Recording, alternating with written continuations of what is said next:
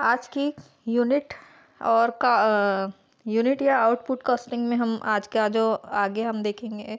आज की जो हमारी सीरीज़ है उसमें आगे हमारा है कॉस्ट शीट का। कॉस्ट शीट हम किसको बोलते हैं? कॉस्ट शीट हम उसको बोलते हैं जिसमें हम किसी भी प्रोडक्ट को बनाने के लिए उसके जितने उसमें उससे रिलेटेड जितने भी खर्च करते हैं उसका एक स्टेटमेंट बनाते हैं, उसी को हम कॉस्ट शीट बोलते हैं। जिससे हमको उस प्रोडक्ट को बनाने की लागत पता चलती है और उसमें अगर हम विक्रय मूल्य से उसको माइनस कर दे तो उसका प्रॉफिट भी हमको पता चल जाता है। और इस तरह से ये कॉस्ट शीट बनाई जाती है। और इसको कॉस्ट शीट को बनाने के अलग अलग तरीके हैं। पहला है सिंपल कॉस्ट शीट, जो कि हम अभी देखेंगे। दूसरा है कॉस्ट शीट विथ प्रॉफिट, जो हम आगे आने वाले कुछ जो वीडियोस हैं उसमें देखेंगे। Cost sheet with statement of profit, comparative cost sheet. तो सिंपल कॉस्ट शीट में तो हम जनरली जो ये हमारे एक्सपेंसेस है उनको जोड़ करके उसके बाद हमारी कॉस्ट निकालते हैं।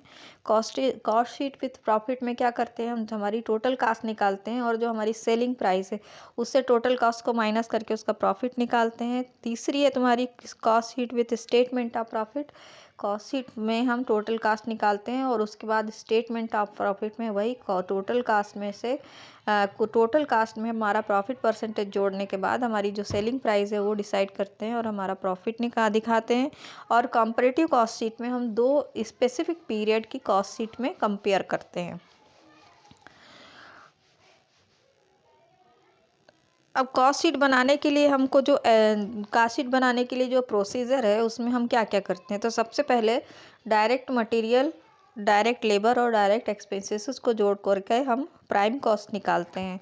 डायरेक्ट मटेरियल या इसमें हम अगर क्वेश्चन में मटेरियल कंज्यूम्ड दिया हुआ है तो हम मटेरियल कंज्यूम्ड लेते हैं या क्वेश्चन में अगर ये बोला गया है कि मटेरियल कंज्यूम निकालिए तो हम मटेरियल कंज्यूम निकालने के लिए हमको क्वेश्चन में कुछ और इन्फॉर्मेशन दी होगी, जैसे ओपनिंग स्टॉक दिया होगा, मटेरियल का परचेज दिया होगा, इनवार्ड कैरेज इनवार्ड्स या फ्राइट करके दिया होगा। फ्राइट इन सब को जोड़ने के बाद उसमें से क्लोजिंग स्टॉक माइनस करते हैं तो हमारा मटेरियल कंज्यूम्ड निकल आता है।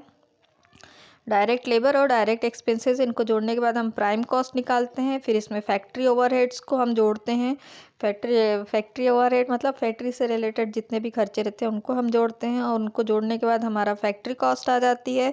और फैक्ट्री कॉस्ट को हम कॉस्ट ऑफ प्रोडक्शन भी बोलते हैं। और इसमें जब हम सेलिंग और डिस्ट्रीब्यूशन एक्सपेंसेस को जोड़ देते हैं तो ये हमारी सेलिंग प्राइस या टोटल कास्ट आ जाती है।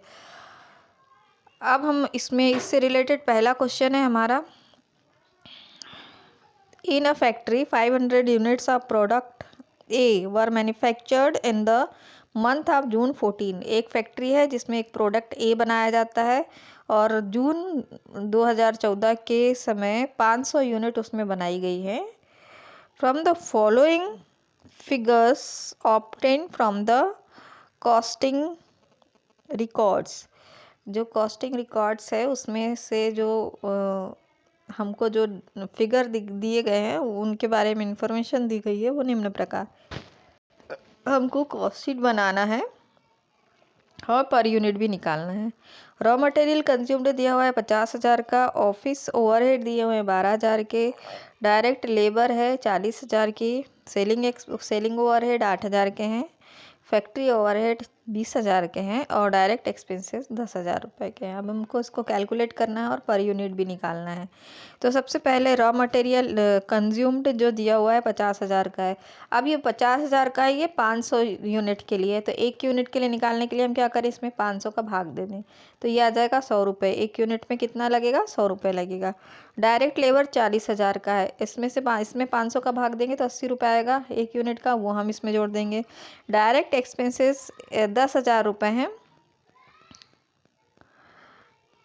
तो 10,000 का में 500 का भाग देंगे तो 20 रुपये आ जाएगा। इस तरह से इसकी पर यूनिट और इसके टोटल प्राइम कॉस्ट कितनी आ गई, अब हमारी 1,00,000 आ गई और पर यूनिट 200 रुपये आ गई। इसी में हम फैक्ट्री ओवरहेड जोड़ देंगे। फैक्ट्री ओवरहेड दिया हुआ है 20,000 का, तो 20,000 का बटे 500 करेंगे तो 40 रुपये पर यूनिट के हिसाब से हम इसमें पर यूनिट में जोड़ देंगे और 1,00,000 में 20,000 जोड़ देंगे तो फैक्ट्री कॉस्ट हमारी या वर्क कॉस्ट जिसको हम बोलते हैं 1,20,000 आ जाएगी।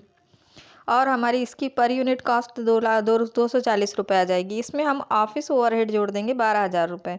12,000 रुपये बटे 500 करेंगे तो एक यूनिट की ऑफिस ओवरहेड 24 रुपये आ जाएगी।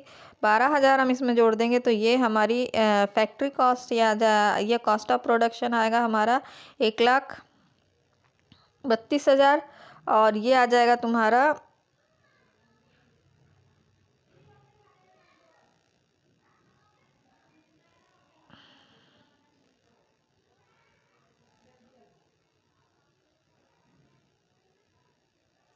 264 रुपये।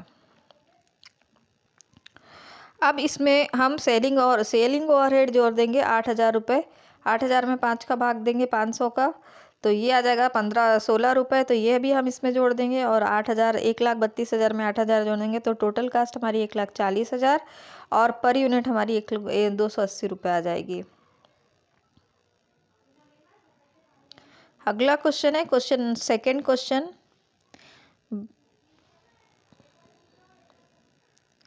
बैलेंस is the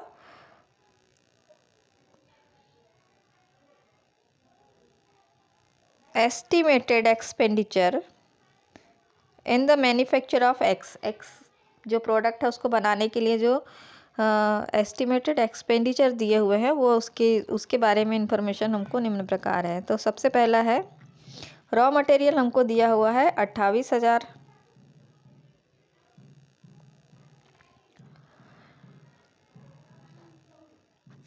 फ्यूल दिया हुआ है 6,900 का।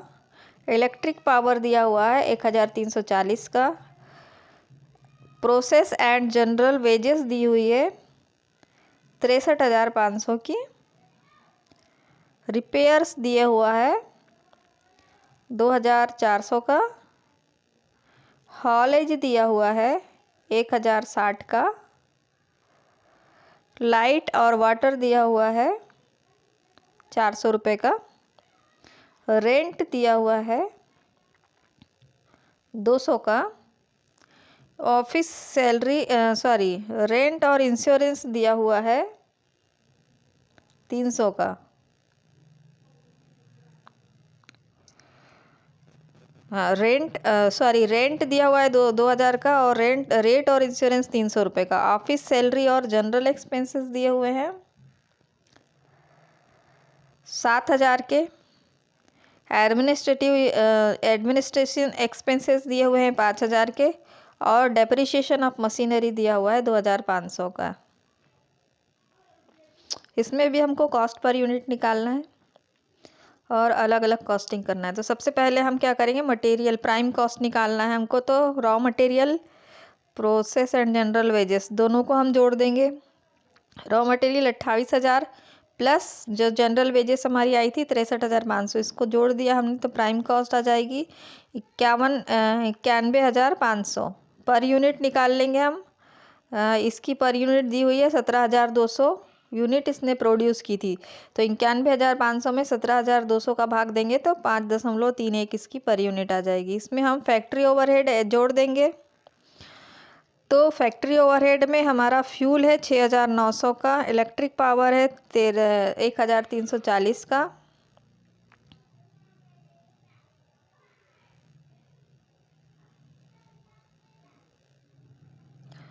रिपेयर है 2,400 का। हॉलेज है 1,060 का। लाइट और वाटर है 400 के। रेंट 2,000 का है। रेट और इंश्योरेंस 300 का है। डेप्रिसिएशन 200 का। इन सब के भी पर यूनिट निकाल करके हम जोड़ेंगे तो ये आ जाएगा 1,08,400। ये फैक्ट्री कॉस्ट आ गई या कॉस्ट ऑफ प्रोडक्शन आ गई और इसमें पर यूनिट 6.30 रुपये आ जाएगा।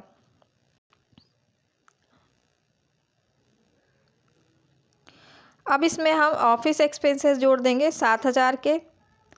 इसका भी पर यूनिट निकाल के जोड़ देंगे और तो हमारा कॉस्ट ऑफ प्रोडक्शन 1,15,400 आ जाएगा और पर यूनिट 6.70 आ जाएगा। इसमें हम एडमिनिस्ट्रेटिव एक्सपेंसेस 5,000 जोड़ देंगे तो ये टोटल कास्ट हमारी 1,20,400 आ जाएगी। एडमिनिस्ट्रेटिव एक्सपेंसेस पर यूनिट 0.3 रुपये मतलब 30 पैसे इसमें जोड़ेंगे तो ये आ जाएगा तुम्हारा 7 रुपये।